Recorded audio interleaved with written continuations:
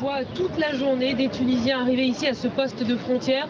Beaucoup de jeunes hommes qui travaillent en Libye, dans les villes de l'ouest du pays. Ici, dans la partie ouest, eh bien, les forces gouvernementales sont encore extrêmement présentes et les affrontements se poursuivent avec les opposants. Alors, ces jeunes Tunisiens eh bien, reviennent, fuient parce qu'ils ont peur, tout simplement, et parce qu'aussi ils sont finalement pris pour cible parfois. Beaucoup d'entre eux nous ont dit qu'on leur avait dit qu'ils étaient responsables de ce vent de révolte, de cette révolution. Et puis on a rencontré aussi des gens qui venaient de Tripoli et qui avaient été victimes de cette répression. Un groupe de jeunes hommes notamment qui cherchent à fuir le pays depuis plus d'une semaine et qui ont été retenus en otage par des militaires et des hommes en civil pendant plusieurs jours. Écoutez Sama, il nous racontait son histoire tout à l'heure au micro de Baptiste Besson.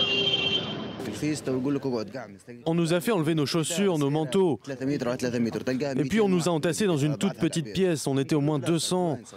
Des Tunisiens, des Égyptiens. Ils ne nous ont donné ni eau ni nourriture. Je n'ai rien mangé pendant 3 jours.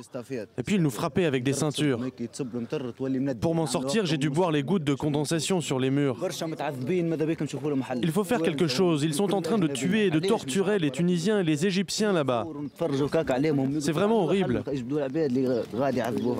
Finalement, la solidarité s'organise. Le Croissant Rouge, notamment, est très présent avec des bénévoles qui distribuent de la nourriture, des médicaments, des couvertures aux gens qui arrivent. Et puis, on se prépare également à accueillir d'éventuels réfugiés, d'éventuels blessés libyens qui commencent déjà à passer la frontière pour venir chercher des médicaments, mais qui pourraient peut-être, dans les prochains jours, affluer en nombre.